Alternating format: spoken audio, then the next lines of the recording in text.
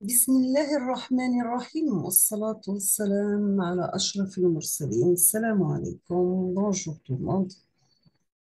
Aujourd'hui, aujourd'hui, on va faire la partie numéro 3, toujours avec le résumé du traitement de signal pour révision, soit les concours ou bien pour votre examen. On va commencer par la réponse en fréquence des filtres, toujours RIF et RII. On va voir la région de convergence. On va voir comment calculer les zéros et les pôles et des exemples de calcul. Toujours, on dit qu'un système est causal lorsque la région de convergence est à l'extérieur du pôle le plus élevé. C'est-à-dire, il faut que Z en valeur absolue doit être supérieur à Pmax. Un filtre il est stable lorsque la région de convergence est à les limites du cercle unité. On passe à un exemple, comment calculer la transformée en Z inverse. Si nous avons un signal sous la forme suivante, x de n égale x de z pardon, égale à 3z moins 1 plus 5z moins 3 plus 2z moins 4. Nous avons 3z moins 1, c'est la position numéro 1, donc pas de 0. Z moins 3, c'est la position 3. Z moins 4, c'est la position 4. Donc, on aura pour x de n 0, 3, 0, 5 et 2. Donc, 0 pour 0, 3 pour 1, 0 pour 2, 5 pour la position 3 et 2 pour la position numéro 4. Maintenant, pour la réponse en fréquence, si nous avons h de z égale à 1 sur 1 moins 0,5 exponentielle moins g de pf, sachant que oméga c'est de pf, exponentielle moins g oméga ça devient exponentielle moins g de pf, qu'on va la remplacer par z. Pour exponentielle moins g de pf, on peut la mettre dans la forme de cosinus de pf plus g sinus de pf, et on aura h de z égale à 1 sur 1 moins 0,5 par cosinus de pf plus g sinus de pf. Maintenant, pour calculer l'amplitude de h de z, nous avons h de z, c'est la racine de la partie réelle élevée au carré plus la partie imaginaire élevée au carré. Donc, 1 sur 1 moins 0,5 cosinus de πf, c'est la partie réelle élevée au carré, plus 0,5 sinus de πf. Le tout au carré, c'est la partie imaginaire, donc élevée au carré. On va mettre i égale 1 moins 0,5 cosinus de πf, le tout au carré, plus 0,5 sinus de πf, le tout au carré. Pour calculer E, nous avons pour A moins B élevé au carré, c'est A au carré plus B au carré moins 2AB. Donc, c'est 1 carré plus 0,5 carré cosinus carré de PF moins 2 fois 1 moins 0,5 cosinus de PF plus 0,5 au carré sinus carré de PF. On peut mettre la forme 1 plus 0,5 au carré cosinus de carré de PF moins 2 plus 0,5 cosinus de PF par 2. Plus 0,5 élevé au carré, sinus carré de PF. Sachant que le cosinus carré plus sinus carré égale à 1. Donc, on aura 1 plus 0,5 élevé au carré, multiplié par cos carré plus sinus carré qui est égal à 1. 0,5 élevé au carré, ça devient 0,25. Si on va simplifier, on aura I égale 0,25 moins 1 plus cosinus de PF. Donc, c'est 0,5 plus 1 moins cosinus de PF. Pour calculer la phase de Y, c'est moins arc tangente la partie imaginaire divisé par la partie réelle. Donc, c'est moins arc tangente de 0,5 sinus de πf sur 1 moins cosinus de πf. Maintenant, pour les pôles et les zéros. Nous avons les zéros, c'est toujours la fonction de transfert devient 0 pour calculer les zéros. Pour calculer les pôles, on va mettre la fonction de transfert devient infini. On va prendre un exemple pour les calculs de pôles et zéros. Nous avons le premier exemple, g de s égale à s plus 1 sur s plus 5. Pour calculer les zéros, on va mettre s plus 5 différent de 0, donc s égale à moins 5, c'est un 0. S, les pôles, c'est s plus 2, numérateur égale à 0, donc c'est s égale à moins 2, c'est un pôle infini. Un autre exemple, si nous avons i égale à 2z par z plus 1 divisé par z moins 1 sur 3 par z au carré plus 1 sur 4 par z au carré plus 4z plus 5, nous avons deux zéros qui sont 2z égale à 0, z, donc automatiquement c'est z égale à 0. Deuxième, c'est z plus 1 égale à 0. Donc, on aura z égale à moins 1. Donc, on va mettre notre numérateur égal à 0. Pour calculer les points, on va mettre dénominateur égal à 0. Donc, nous avons d'ordre 2, c'est d'ordre 4. Et 1, donc, on aura en tout 5 pôles. Bien sûr, c'est 0,25, moins 0 et moins 0,5, 0,5 et moins 2, moins 1 et 2, 1. On va calculer delta. Donc, delta, c'est b au carré moins 4ac. Pour delta positif, nous avons c moins b plus la racine de delta sur 2a, ou bien c'est euh, b plus b moins la racine de delta sur 2a. Pour delta égale à 0, on aura tout simplement une valeur double qui est égale à moins b sur 2a. Pour delta négatif, on n'aura pas de solution. Donc, on aura des solutions qui sont imaginaires. Maintenant, la partie révision, on va passer au système numérique. Toujours un filtre, ça correspond à un système numérique qui transforme un signal d'entrée en un signal de sortie qui a une réponse y de n. Donc, y de n, c'est la réponse de s de n. X de n, c'est l'entrée, S, c'est la réponse, filtre, Y de n, c'est sa sortie. Toujours, on dit qu'un système est linéaire, c'est par principe de superposition. Si nous avons a x1 de n plus x2 de n égale à la fonction de transfert du premier système x1 de n plus la deuxième fonction de x2 de n, si nous avons un système qui est invariant, c'est pour un retard n égale n appliqué à l'entrée, la sortie est retardée de n0 aussi. Donc, la fonction de transfert de x moins n moins 0, c'est y de n moins 0. Un système linéaire invariant, c'est une relation qui lie l'entrée à la sortie. Donc, on aura y de n égale la somme de h de i par x de n moins i. C'est la somme de h de n moins i par x de i. H de n, c'est la réponse impulsionnelle. La réponse indicielle, donc on aura y indicielle, c'est la sommation de h de n. Y indicielle, c'est la somme de h de i par UNI, donc la somme de moins l'infini à n de h de i, tout simplement. Si nous avons un système qui est causal et stable, donc un système linéaire invariant, toujours il est causal pour quel que soit n inférieur à 1, 0, on aura x de k inférieur, différent de 0, y de k égale à 0.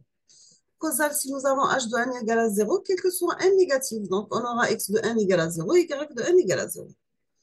Pour y de n, on va calculer par une somme qui, pour i varie de 0 à l'infini de h de i, x de n moins i. Stable, si nous avons pour une entrée finie, on aura x de t, x de n borné et fini. Donc, dans ce cas, on aura la sortie y de n qui est toujours bornée. Donc, la somme de moins l'infini à plus l'infini de h de i doit être inférieure à plus l'infini.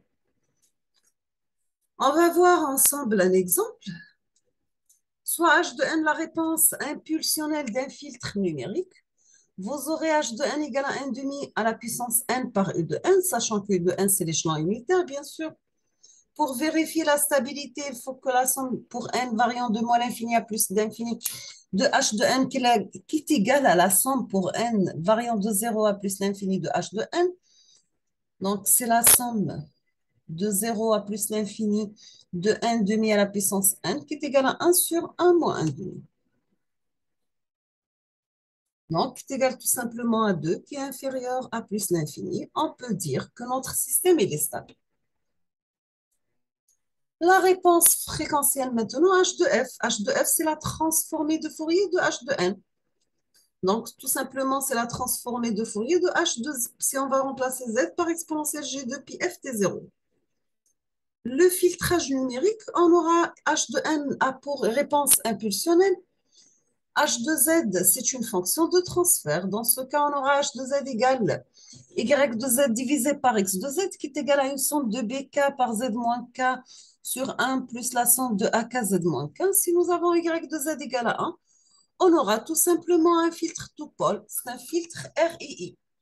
Et pas de zéro, bien sûr. Les pôles, c'est up, les zéros sont down. Si nous avons x de z égale à 1, le filtre possède que des zéros, donc c'est un filtre RIF. La fonction précédente en pôle est 0. On aura un produit de z moins zk pour les zéros. et le produit de Z moins PK pour les pôles. Un filtre est stable, c'est bien sûr tous les pôles appartiennent au cercle unité, donc vous avez P en valeur absolue doit être inférieur à 1. La représentation de H de Z, nous avons la forme directe. H de Z, c'est une somme de BKZ moins K sur 1 plus la somme de AKZ moins K, qui est égale à B0 plus B1Z moins 1 plus B1Z moins N, divisé par 1 plus A1Z moins 1 plus BMZ moins N. Nous avons aussi une autre forme qui est la forme parallèle.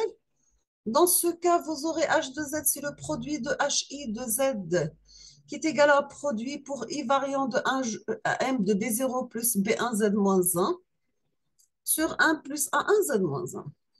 Une autre forme, ce qu'on appelle la forme cascade. Donc, vous aurez en série, c'est la réponse impulsionnelle Y de N. C'est une somme de H de N par X de N moins K. Tout simplement, c'est X de N convolu avec H de N. Donc, c'est la somme de X de N par H de N moins K. Si vous avez une entrée X de N qui est égale à Dirac de N, dans ce cas, vous aurez Y de N égale tout simplement H de N. C'est sa réponse impulsionnelle. Si on va passer maintenant aux équations de différence, vous aurez Y de N, c'est la somme de AK, YN moins K, plus la somme de BK, X de N moins K.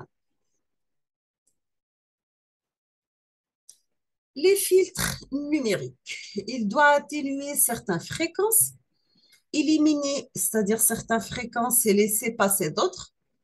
Vous aurez comme exemple les filtres passe-bas, les filtres passe-haut, passe-bande et coupe-bande. Toujours, nous avons H de Z qui est égal à Y de Z sur X de Z. Y de N, c'est la somme de BK XN moins K moins la somme de AK YN moins K. C'est une équation de différence. Si nous avons Y de S n'est pas divisable sur X de N, on aura un nombre infini de termes. Donc, c'est un filtre R et I.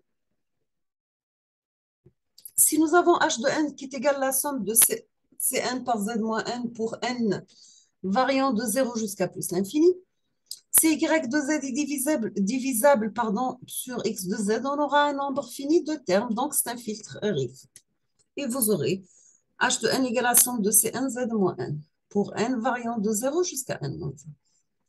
Quelles sont les propriétés ou bien les caractéristiques des filtres R et I? Ils ont une bande de transition étroite, ils ont une instabilité potentielle, la valeur absolue des pôles PI doit être supérieure ou égale à 1, une instabilité numérique après quantification, sachant que grand N représente bien sûr l'ordre du filtre. Pour les caractéristiques des filtres RIF, ils ont une phase linéaire, ils sont stables et ils sont flexibles. Vous avez grand N, c'est la longueur de la réponse impulsionnelle. Donc, H de Z, c'est la somme des BK Z moins K pour N variant, la somme sur K, bien sûr. Y de N, c'est la somme de BK XN moins K, ou bien tout simplement, c'est la somme de HK par XN moins K.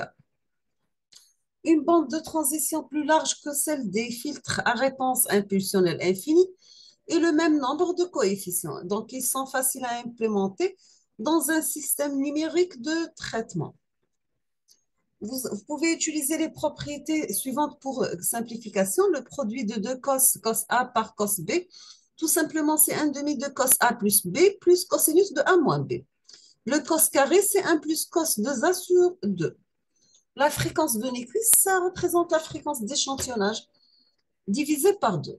La fréquence d'échantillonnage doit être inférieure ou égale à 2 fois la fréquence maximale. Pour la variation en fréquence, c'est la fréquence d'échantillonnage divisée par grand N, sachant que grand N, c'est la période T divisée par la période d'échantillonnage. La fréquence d'échantillonnage, c'est 1 divisé par la période d'échantillonnage, sachant que grand N, c'est la période divisée par la fréquence d'échantillonnage. On va prendre un exemple. Vous avez x de n égale à 1, 3, moins 2, 1. H de n égale à 1, 1, 0, 0.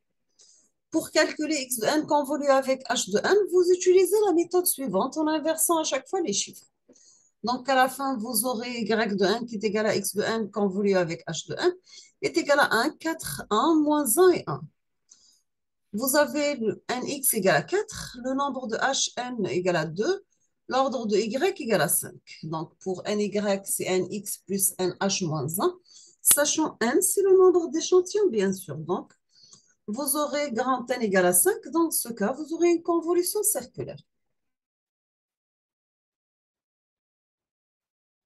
Voici la méthode comment calculer la convolution circulaire de x de n, circulaire avec h de n. Vous utilisez toujours avec la méthode d'inversion à chaque fois. Donc, si vous avez ny est égal à nx égale à 4, donc vous aurez y de 1 égale tout simplement 2, 4, 1 et moins 1. On va passer maintenant à la place. Donc, la formule de la place, vous avez x de p, c'est un intégral de 0 à plus l'infini de x de t par exponentielle moins pt dt. On peut remplacer p par alpha plus gb. Et si nous avons par exemple x de t égale à la place 1 de x de t, c'est l'intégrale de 0 à l'infini de x de t par exponentielle moins pt. Donc, c'est l'intégrale de a exponentielle moins pt dt entre 0 et plus l'infini, qui est égale à par moins 1 sur p exponentielle moins pt entre 0 et plus l'infini. On aura tout simplement égal à 0. Donc, vous aurez cette intégrale égale à 0, ça reste a par 1 sur p qui est égal à tout simplement a divisé par p. Pour x de t qui est égal à exponentielle moins t, vous utilisez la formule suivante de l'intégrale de 0 à plus l'infini de exponentielle moins t par exponentielle moins pt dt. Dans ce cas, vous aurez la place de exponentielle moins t qui est égale à 1 sur p plus 1. La transformée de la place inverse, donc c'est x de t qui est égal à 1 sur g de p, l'intégrale de x de p par exponentielle plus pt dt. Comme propriété, vous avez la linéarité. Donc, si vous avez z de t égale à 1 x1 plus a2 x2, vous aurez Laplacien, c'est a1 x1 de p plus a2 x2 de p. Laplacien de la dérivée de x de t, c'est px de p moins x de 0. Laplacien de la seconde dérivée est égal à p au carré x de p moins px de 0 moins x' de 0. Si vous avez g de t égale à x de t moins 1, c'est le retard, vous aurez Laplacien de g égale Laplacien de x par exponentielle moins at. Si vous avez maintenant y de t égale à x de t par exponentielle moins at, vous aurez Laplacien de x de p plus 1. Si vous avez y de t égale à x de t par exponentielle plus at, vous aurez y de p égale à x de p plus 1. Pour les fonctions périodiques, vous avez g de p qui est égal à f de p divisé par 1 moins exponentielle moins p. Pour Dirac égale à 1. Pour exponentielle moins alpha t, c'est 1 plus divisé par p plus alpha. Laplacien d'une constante, c'est 1 sur p. Laplacien du 1, c'est 1 sur p. Laplacien du cosinus, c'est p sur p au carré plus 1. Du sinus, c'est 1 sur p au carré plus 1. Du cosinus at, c'est p sur p au carré plus a au carré. Pour sinus at, c'est a sur p au carré plus a au carré. Pour Tn, c'est 1 factoriel sur p à la puissance n plus 1. On va prendre un exemple. Si vous avez x de t égale à 3 exponentielle moins t moins 2 et moins exponentielle moins 2t moins sinus t, a pour transformer de la place, nous avons 3 exponentielle moins t, a pour transformer de la place 3 sur p plus 1. Exponentielle moins 2t a pour transformer de la place 1 sur p plus 2. Sinus t a pour transformer de la place 1 sur p au carré plus 1. En tout, vous aurez x2 de p égale à 3 sur p plus 1 moins 1 sur p plus 2 moins 1 sur p au carré plus 1. Toujours, nous avons que les pôles sont complexes. Donc, vous aurez p égale à lambda alpha plus g bêta. Donc, vous aurez p au carré plus 1 égale à 0. Donc, p au carré égale à moins 1. Dans ce cas, vous aurez p au carré égale à moins g élevé au carré. Donc, vous aurez 1 sur p plus g par p moins g. En tout, vous aurez Laplacien du x2, c'est 3 sur p plus 1 moins 1 sur p au p plus 2 moins 1 sur p plus g par p moins g. On peut simplifier et arriver tout simplement à x de p qui est égal à 2 sur p plus 1 moins 4 sur p plus 3. Dans cet exemple, c'est un autre exemple, pardon, on vous demande de trouver x de p. X de t, pardon, c'est faux, c'est x de t. Donc, pour 2 sur p plus 1, donc c'est 2 multiplié par 1 plus p plus 1 qui a pour transformer inverse exponentielle moins t. 4 par 1 sur p plus 3, c'est exponentielle moins 3. Donc, en tout, vous aurez x de t. C'est faux, là, hein, c'est pas p, c'est t. 2 exponentielle moins t moins 4 exponentielle moins 3. Pour le calcul de la transformée seconde, vous suivez les étapes suivantes. Donc, pour calculer x0, c'est la limite de x de t quand t tend vers 0, etc.